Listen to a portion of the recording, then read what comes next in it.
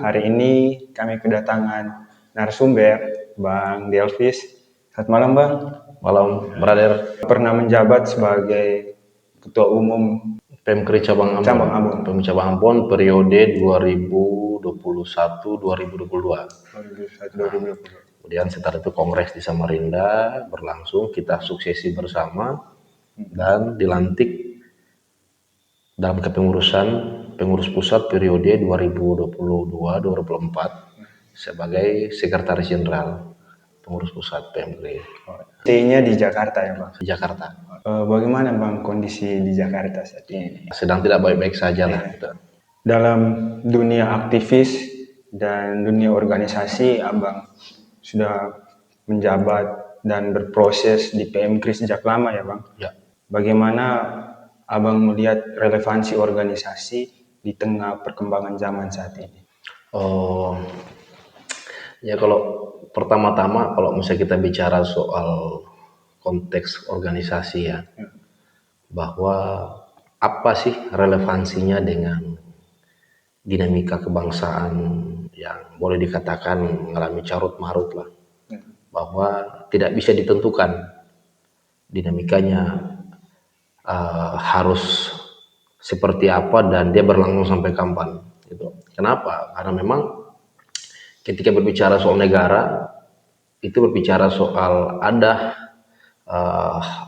orang, rakyat, ada pula lembaga-lembaga yang mewakili rakyat, ada pula rezim dalam hal ini pemerintah, ada pula pihak-pihak yang menjadi mitra negara, dalam hal ini ialah pihak asing yang betul-betul juga terlibat dalam sistem bernegara kita di Indonesia.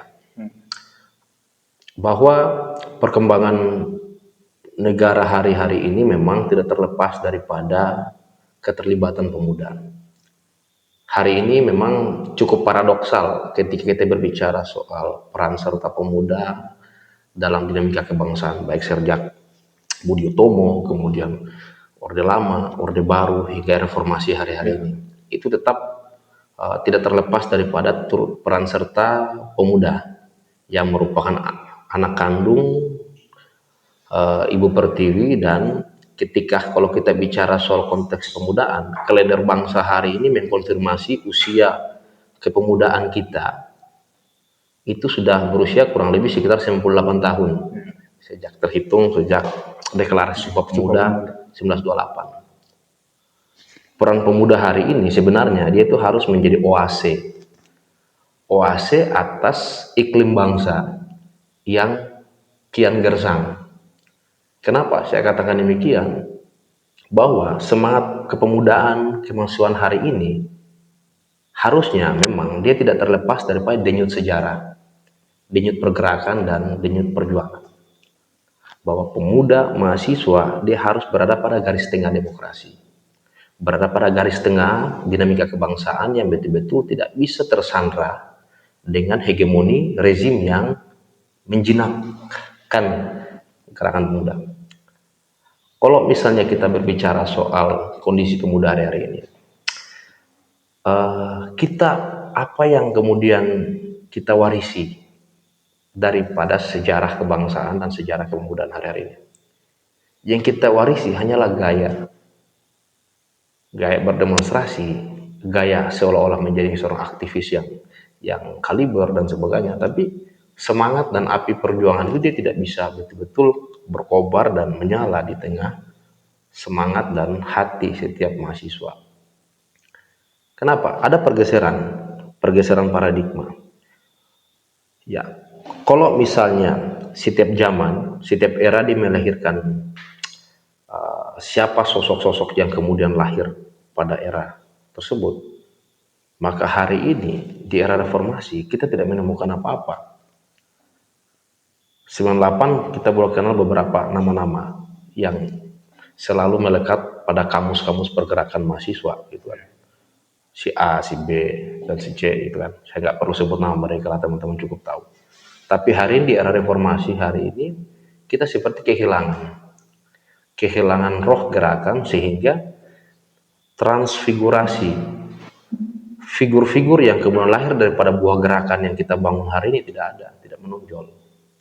Maka dari itu kita butuh semacam ruang yang betul-betul yang mampu menjadi laboratorium pengkaderan, sehingga orang-orang yang kemudian betul-betul lahir dari rahim gerakan, dia dikenal dengan rekam jejak dan kontribusi besar terhadap denyut sejarah gerakan mahasiswa yang mempengaruhi kebijakan nasional. Itu. Mahasiswa hari ini tuh ibarat seperti calo. Kenapa? Orang datang mempunyai kepentingan secara ekonomi, secara politik, dan peran mahasiswa hari ini ialah bagaimana menjembatani kepentingan itu. Keterlibatan mahasiswa, pemuda dalam menjembatani kepentingan rakyat, kepentingan kelompok marginal, kepentingan orang yang berada pada garis belakang yang betul-betul membutuhkan campur tangan pemuda mahasiswa untuk memperjuangkan kepentingan mereka, itu hari ini tidak bisa dijembatani. Padahal esensi, substansi daripada pergerakan mahasiswa itu ialah dia mampu menjadi jembatan peradaban. Jembatan peradaban yang dimaksudkan ialah jembatan peradaban dalam menentukan arah bangsa ini. Maka tadi saya katakan demikian, bahwa mahasiswa itu, pemuda itu harusnya menjadi oase atas iklim bangsa yang kian gersang. Bahwa ketika bangsa ini kehilangan nutrisi, kehilangan arah, maka peran serta pemuda mahasiswa, dia harus menghidupi ruang-ruang itu, menghidupi ruang-ruang yang terkesan tanpa arah gitu. Makanya kembali lagi ketika kita kupas relevansi keterlibatan pemuda mahasiswa dalam dinamika bangsa hari-hari ini, dia mengalami penurunan, baik secara kuantitas gerakan maupun secara kualitas gagasan yang hari ini dipaparkan, disampaikan kepada negara. Itu. Toh hari ini ada kelompok mahasiswa yang betul-betul teriak akan sebuah permasalahan yang begitu kompleks dalam dinamika kebangsaan. Tapi tokoh-tokoh, simpul-simpul, ketum-ketum organisasi yang tiba-tiba di luar kendali teman-teman yang bergerak berjuang, toh harus bertemu dengan rezim, dengan pemerintah untuk kemudian bisa membicarakan secara baik-baik dan membicarakan bahwa ini bisa diatur lah gitu, katakanlah gitu. Ini menjadi hal yang bersifat kontras, bahwa kita seolah-olah mengkhianati semangat perjuangan dan semangat pergerakan yang betul-betul harusnya tetap berkutik dalam denyut pergerakan dan perjuangan mahasiswa. Jadi kita mengalami pergeseran dan mengalami penurunan, katakanlah gitu. Ini menjadi catatan kritis bersama. Maka ke depan mahasiswa pemuda betul-betul harus memaknai apa yang menjadi peran, fungsi dan kodrat mereka dalam mengadvokasi, dalam memperjuangkan kepentingan negara, kepentingan rakyat, dan tidak bisa tersandra oleh hegemoni rezim yang berusaha untuk meredam dan memecah belah gerakan kolektif yang dibangun oleh kelompok-kelompok mahasiswa. Kita semua cukup prihatin soal itu. Ya, tentunya dengan perkembangan zaman hari ini, organisasi masih relevan melihat situasi bangsa ini, Bang. Bahwa banyak orang yang mengkritisi kebijakan dari mahasiswa, politisi, dan akademisi, dan pemerintah hari ini tuh membuat suatu pemikiran baru bahwa orang yang mengkritisi pemerintah itu adalah antek-antek asing ya, yang mau melawan pemerintah. Bagaimana menurut Abang? Ya, saya pikir sebuah kritisme itu kan dia bersifat reinkarnatif ya. Reinkarnatif artinya bahwa dia selalu hidup dalam setiap momentum. Artinya terjadi ada suatu problematika yang terjadi di setiap zaman, itu pasti ada yang mengkritisi. Dan itu sebenarnya harus didukung. Biar apa? Biar ada keseimbangan dalam sistem bernegara. Kalau misalnya negara itu dia bergerak tanpa ada yang kemudian mengkritisi, ya kan? otomatis fasisme, otoritarianisme itu kan tetap masih ada, dan mimpi-mimpi kita untuk kemudian harus menggeser sistem dan pemikiran-pemikiran itu dalam rezim kebangsaan kita, yaitu mustahil. Kenapa? Karena memang kita betul-betul membutuhkan orang yang mengkritisi dalam landscape negara, kacamata negara, dalam hal ini pemerintah. Kalau misalnya menjustifikasi bahwa orang yang mengkritisi kebijakan pemerintah itu merupakan antek-antek asing, saya kira itu hal yang keliru. Kenapa? Karena setiap orang yang lahir daripada rahim dialektika, kaderisasi, dari semangat-semangat organisatoris, cipayung dan lain sebagainya, itu betul-betul mempunyai semangat untuk mengkritisi hal yang salah. Kalau misalnya kebijakan itu dia tidak bersentuhan yang kepentingan rakyat dan kepentingan negara secara kolektif, mencakup rakyat, mencakup lembaga-lembaga, dan mencakup setiap golongan, ya kritik itu hal yang sah-sah saja gitu. Kenapa harus dijustifikasi atau menggiring perspektif publik bahwa itu merupakan antek-antek asing? Saya kira nggak mungkin. Terus pertanyaan saya, kita bicara soal pertanggungjawaban. Kalau misalnya dalam kacamata hukum kita biasanya bilang beban pembuktian. Kalau misalnya seseorang itu dijustifikasi bahwa dia merupakan antek-antek asing karena mengkritisi negara, silakan membuktikan. Anda yang menuduh, maka Anda yang membuktikan. Benar nggak mereka antek-antek asing? Jadi negara harus bertanggung jawab atas narasi-narasi yang dibangun oleh negara itu sendiri. Jadi jangan seolah-olah mengubah perspektif publik bahwa gerakan ini maupun gerakan yang bersifat partisan, gerakan yang bersifat ditunggangi dan memiliki indikasi bahwa ada orang-orang yang menjadi antek-antek asing yang dititipkan dalam struktur gerakan itu. Saya kira itu hal yang keliru. Dan negara harus siap untuk mempertanggungjawabkan hal itu. Ya, kita bicara soal semangat kebangsaan, semangat pergerakan mahasiswa, dan sampai hari ini pun saya berharap bahwa mahasiswa, pemuda juga harus betul-betul tetap mempertahankan idealismenya, mempertahankan gagasannya untuk mengkritisi setiap sistem yang mungkin jauh dari cita-cita nasional. Apabila sistem yang belum dikatakan sebagai sistem yang bersifat meritokrasi, ya harus kita kritisi. Negara demokrasi, kedaulatan kita betul-betul berada pada rakyat, dan rakyat dalam hal ini mahasiswa, pemuda juga bagian daripada simpul rakyat itu sendiri, dan juga tidak salah ketika mengkritisi setiap hal-hal yang mungkin tidak bersentuhan dengan kepentingan rakyat itu sendiri. Itu menurut saya. Jadi sebuah justifikasi ataupun geringan untuk mengubah perspektif publik, saya kira itu hal yang keliru. Banyak program-program pada rejim sekarang ini yang dianggap sebagai program strategis nasional untuk bisa mensejahterakan rakyat. Tetapi kita lihat di lapangan jauh dari panggang api itu sendiri, Abang. Jauh dari harapan. Ya, bagaimana Abang melihat hal itu?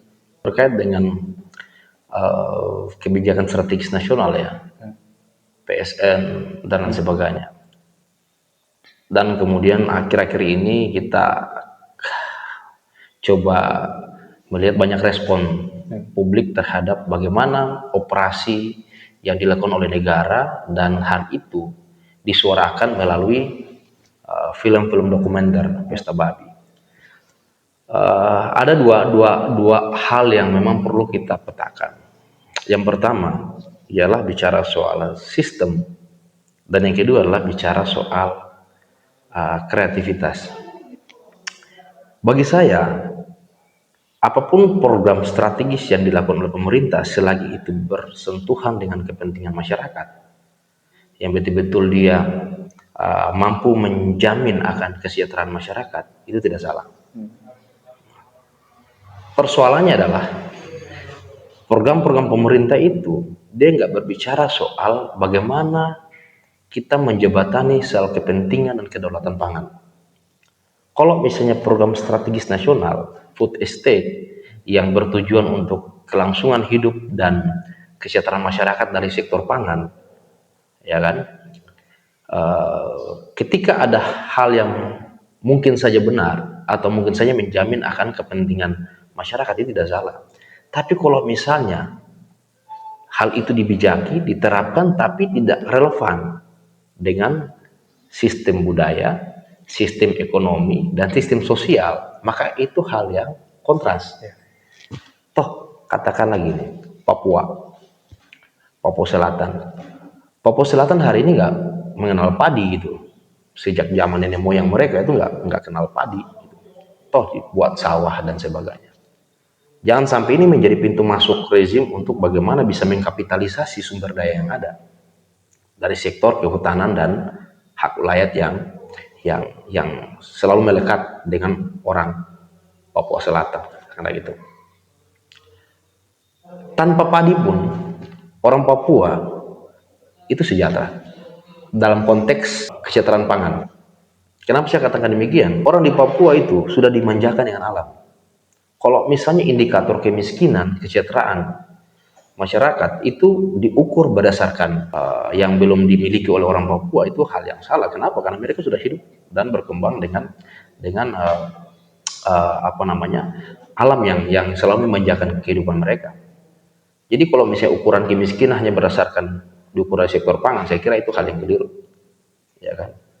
Amartya Sen itu salah satu ekonom asal India. Dia berbicara soal beberapa indikator-indikator untuk mengukur kesejahteraan masyarakat dan kesejahteraan suatu negara. Itu bukan hanya bicara soal bukan hanya dibicarakan dari sektor pangan, tapi pendidikan, paradigma, dan dinamika sosial yang dialami oleh masyarakat setempat. Gitu. Jadi kalau hanya bicara pangan, ya dari dulu sampai sekarang kita hidup dengan keadaan alam yang ada, itu kita tidak miskin, katakanlah gitu. Dan saya kira hal ini menjadi hal yang kontras. Kenapa? Toh orang yang sudah hidup dengan sagu, ya kan, sudah hidup dengan hasil tanah di Papua Selatan, ya kan, hari ini ditawarkan dengan konsep pangan yang bersifat Jawa sentris, katakanlah gitu, Jawa kental, dan itu cukup banyak di wilayah Indonesia Barat, khususnya di Pulau Jawa. Dan hal itu tidak bisa diterapkan secara mentah-mentah melalui teknologi pangan dan teknologi cara bertaninya orang Papua, tidak bisa. Buktinya kan banyak beberapa bidang sawah yang kemudian difasilitasi oleh negara, tapi itu tidak berdampak bagi masyarakat Papua. Karena dari sisi teknologi pengelolaan pangan, dalam hal ini sawah, padi, itu saja mereka tidak tahu gitu. Itu yang pertama. Yang kedua, saya bicara soal konteks kreativitas. Sebenarnya film Pesta Babi itu kan sebenarnya dia menjadi semacam autokritik yang diutarakan, diterjemahkan melalui kreativitas anak bangsa gitu. Kalau misalnya kepentingan rakyat, kepentingan negara yang harusnya diperjuangkan secara demonstrasi, secara kampanye dan sebagainya tidak bisa didengar oleh negara, dan ya, kita berhak menemukan suatu metode baru melalui perfilman, dan itu menjadi salah satu warisan kreativitas anak bangsa dan harus tetap dipelihara, dihidupi itu. Sebelum Pesta Babi kita kenal juga dengan film Sexy Killers, ya kan. Nah, kalau kita kali lagi ke belakang, Chico Mendes itu kan dia menceritakan soal bagaimana landscape bernegara yang penuh dengan kritikan dan sebagainya. Di satu sisi, selain dia mengkritisi pemerintah, dia merawat nalar anak bangsa melalui kreativitas. Dan saya pikir hal itu hal yang perlu untuk kita apresiasi lah. Film Pesta Babi hari ini tidak menumbangkan rezim hari ini kok. Film Pesta Babi tidak mengganggu sistem bernegara kita, hanya cukup menyadarkan kita bahwa ternyata ada banyak hal yang belum terselesaikan, ternyata ada banyak hal yang belum dipenuhi oleh negara terhadap kepentingan civil society, masyarakat sipil yang berada di Papua. Itu saya ambil Papua sebagai salah satu contoh lah, karena memang hari-hari kita bicara soal Pesta Babi, kita bicara soal soal proyek strategis Strategis nasional, dan itu cukup mendapat respon publik yang sangat-sangat besar gitu. Dan itu bahkan dalam kacamata internasional pun hal ini juga cukup menjadi perhatian gitu. Ya Bang, dan ketika film Pesta Babi itu ditayangkan ya, membuat kepercayaan publik terhadap negara tuh dalam tanda kutip sedikit menurun ya Bang, dengan melihat peristiwa yang terjadi. Dan baru-baru ini juga kita lihat bersama ada lembaga secara kementerian yang mengelola uang begitu besar ya untuk menyalurkan ya, makanan kepada peserta didik ya.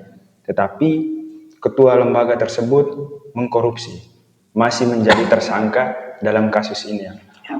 Dan hari ini juga ada proyek strategis nasional ya, mendirikan Kopdes ya. Kopdes Merah Putih yang berdampak untuk masyarakat. Tetapi implementasi di lapangan tuh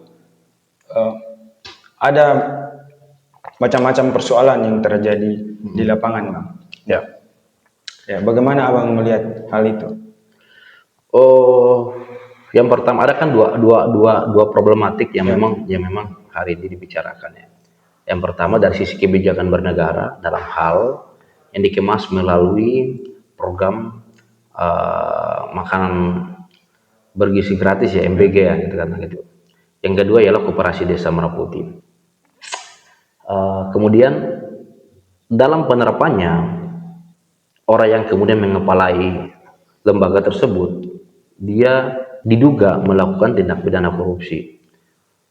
Yang pertama begini, ini bentuk kegagalan sistemik. Kegagalan sistemik dalam hal apa? Karena negara tidak mampu untuk merawat moral dan pikiran orang-orang yang dipercayakan dalam mengelola proyek itu. Ini bentuk penyalahgunaan kewenangan. Kalau dalam kacamata hukum sih ini istilahnya apa ya, abuse of power, gitu. Penyalahgunaan kewenangan. Orang yang diberikan mandat oleh negara, oleh rakyat untuk berbicara soal kepentingan rakyat, tapi hari ini tidak tepat sasaran. Dan anggaran yang kemudian dikucurkan itu melalui sebagian besar anggaran dari sektor pendidikan. Ukuran pendidikan kita, negara Indonesia, itu bukan diukur berdasarkan ukuran gizi dan sebagainya, tapi melalui sistem yang betul-betul secara paripurna dibentuk oleh negara dan dikelola secara baik oleh siapapun itu. Bahkan kambing sekalipun kalau ketika dia memahami sistem untuk mensejahterakan masyarakat, untuk memperkuat dan meningkatkan kualitas pendidikan kita, itu tidak salah. Daripada orang-orang yang kemudian dianggap sebagai orang betul kompeten, tapi dari sisi kewenangan yang diberikan, dia salah menggunakannya. Dan ini abuse of power. Dan ketika dia hari ini statusnya tersangka dan diduga melakukan tindak pidana korupsi, maka dapat disimpulkan bahwa negara hari ini gagal dalam merawat nalar dan pikiran-pikiran orang yang diberikan mandat itu. Kalau merasa dari awal tidak mampu memberikan garansi atas program yang dilakukan, yang diterapkan, ya mending gak usah dipakai. Toh dalam pikiran-pikiran tertentu orang juga bisa berpikir, ya dia ini kambing hitam gitu. Kenapa kambing hitam? Ya karena programnya udah gagal, terus dia ditersangkakan gitu. Jadi untuk melindungi kepentingan tertentu, dia jadi kambing hitam. Sebenarnya kan program-program ini kan harus ada melalui tahapan-tahapan yang betul-betul bisa mengukur bahwa program ini dia sukses atau tidak, berjalan maksimal atau tidak. Sejak kapan ada evaluasi nasional untuk membicarakan program itu? Kan sejauh ini kan tidak ada, dan andaikan ada pun dia tidak transparan gitu. Nah, itu yang pertama. Yang kedua, tadi soal Koperasi Desa Merah Putih. Saya pikir bahwa semangat koperasi desa atau koperasi di Indonesia Secara filosofis itu dia tidak terlepas daripada semangat demokrasi ekonomi. Persis gagasan Bung Hatta bicara soal ekonomi kerakyatan, dan kita butuh semacam satu formula untuk mensejahterakan masyarakat Indonesia melalui program koperasi. Kalau misalnya hal ini diterapkan dengan baik, otomatis rakyat tentu sejahtera. Rakyat punya stimulus, rakyat punya penghasilan, rakyat terbantu dan dipermudah oleh program negara dan kebijakan negara, katakanlah gitu. Tapi kalau misalnya program ini tidak tepat sasaran dan dia mengalami kegagalan dalam proses operasinya, saya pikir itu juga bentuk kegagalan negara. Contoh, Koperasi Desa Merah Putih ini kan semacam program yang kemudian dibentuk oleh negara untuk mempermudah pendapatan desa dan kelangsungan hidup masyarakat di desa. Jadi dia sifatnya bottom up. Jadi kita membangun negara melalui kekuatan desa, kekuatan ekonomi desa, katakanlah gitu. Tapi hari ini kan dia malah mengalami semacam kontradiksi. Desa hari ini sudah difasilitasi oleh dana desa atau badan usaha milik desa BUMDes. Terus lahirnya program koperasi Desa Merah Putih ini dalam dalam kehidupan masyarakat di desa, kita mengalami semacam ambiguitas, kebingungan. Dari sisi peran, fungsi, sasarannya juga bingung. Kenapa? Kalau misalnya bicara soal kepentingan desa, bagaimana dengan posisi badan usaha milik desa? Bagaimana dengan posisi anggaran dana desa yang diperuntukkan juga untuk kesejahteraan desa? Terus fungsi koperasi Desa Merah Putih itu seperti apa? Saya pernah menulis opini soal koperasi Desa Merah Putih dan semangat demokrasi ekonomi. Sebelumnya kan itu kalau mantan Menkominfo kan, Pak Budiari, itu kan dia berbicara soal bagaimana koperasi Desa Merah Putih itu bersifat bottom up, bagaimana kekuatan ekonomi desa dia mampu mendongkrak kepentingan ekonomi nasional. Secara filosofis dan secara paradigma itu hal yang benar sebenarnya. Cuman penerapannya itu, apakah dia sudah tepat sasaran atau tidak? Lalu bagaimana dengan posisi badan usaha milik desa? Dan kalau misalnya dia tidak relevan dan tidak kontekstual dengan keadaan sosial budaya, dinamika masyarakat di desa, maka jangan disalahkan kalau program itu dia tidak tepat sasaran. Kenapa? Dia mengalami kontradiksi. Bahwa ada dua program yang berjalan paralel dengan tujuan yang sama, tapi pengoperasian itu, pengaplikasiannya itu tidak tepat sasaran. Boleh dicek, program koperasi Desa Merah Putih yang bertujuan untuk bagaimana membangun semangat ekonomi desa, ya kan, secara filosofis untuk kepentingan masyarakat desa, semangat demokrasi ekonomi, persis yang dikatakan Bung Hatta itu dia tidak berjalan secara maksimal dalam lingkup desa. Ini merupakan hal yang cukup gagal ketika pemerintah terpaksa harus menjalankan hal itu, namun dia tidak tepat sasaran. Itu catatan-catatan kritis yang memang harus publik ketahui. Ya. Mungkin ada sedikit closing statement mengenai arah gerak pemuda dan kebijakan nasional hari ini. Setiap zaman itu dia melahirkan orang, seseorang itu melahirkan sejarah. Bicara soal konteks pemuda, mahasiswa, itu adalah variabel penting yang tidak terlepas pisahkan dengan denyut sejarah. Dari sejak Budi Utomo, Orde Lama, Orde Baru, hingga reformasi hari ini pun, perjuangan semangat mahasiswa itu begitu melekat. Dan kodrat mahasiswa ialah untuk menjaga keseimbangan bernegara. Kalau misalnya mahasiswa pemuda tidak mampu untuk kemudian menjaga dan merawat nilai dan semangat itu, maka negara kehilangan arah. Kita seperti padang gurun yang gersang yang tidak mempunyai oase untuk bisa menghidupi semangat-semangat yang ada.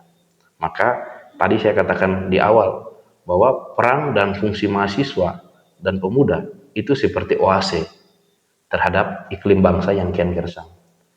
Jadi kalau misalnya bangsa hari ini mengalami dinamika yang jauh daripada cita-cita nasional, maka peran dan fungsi pemuda dituntut untuk harus menjadi oase. Dia mampu menghidupi dinamika dan mampu menghidupi keadaan-keadaan yang sedang tidak baik-baik saja.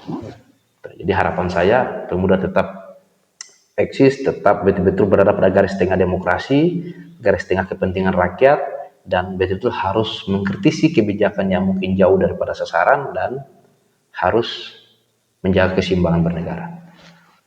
Biar ada checks and balances. Siap. Baik Bang, terima kasih atas waktunya. Sampai jumpa di podcast berikutnya. Bro, thank you brother.